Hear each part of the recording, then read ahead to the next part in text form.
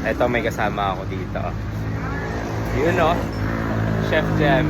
Guys, Sa kamusta? Elio. Diba? Ang ganda lang welcome mo sa Elio tol, no?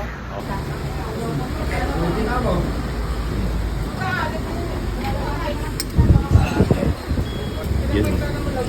Malitid yan pero sobrang lambot. Pro. Oo, ito ano eh.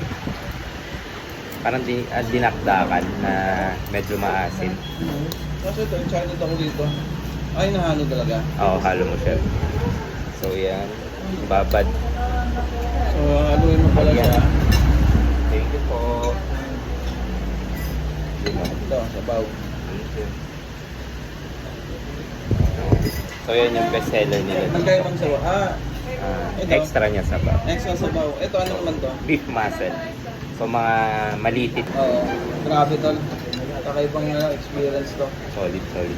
Sa fresh Sa yan. Fresh. carpaccio nga, frozen ang ginagawa. Ito. Para makat mo ng maayos. Bagong katay ganun ng umaga.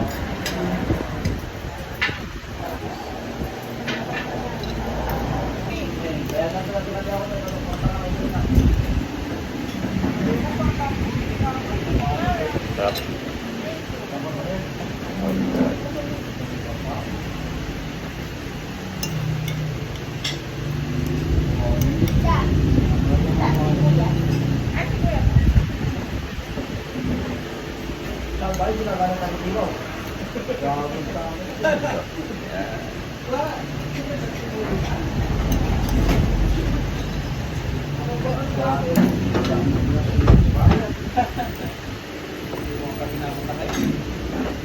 Pero mahilig ka rin sa mga raw ganyan. Ilawin. Sa ano? Sakto lang. Sushi. Sashimi. Sashimi, mahilig ka rin. Medyo kasi sanay na hindi lang ako eh. Saka isang ko. Oo, kasi hindi pa pang ano eh. Hindi pang lahat. Depende sa ano, kaya ng sikmura. Pagkain natin. Tol, grabe tol. Kakaibang experience. Parang naalala ko yung mga natikman kong raw na ano, sashimi. Saka ano, basta ganun yung lasa niya eh. May kakaibang ano siya. Tapos ito, puro laman. Pag mag-gym kayo, ito. Kapag kailangan nyo ng mga muscle, kain kayo sa ganito.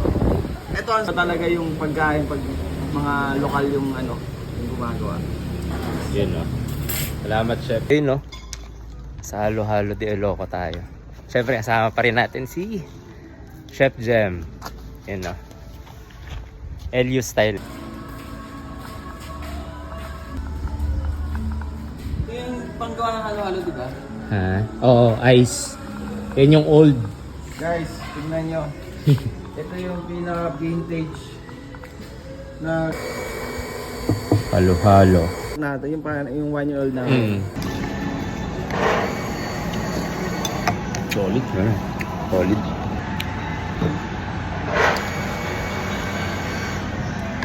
Tol, thank you Thank sa you, Chef. ulitin, sa ulitin.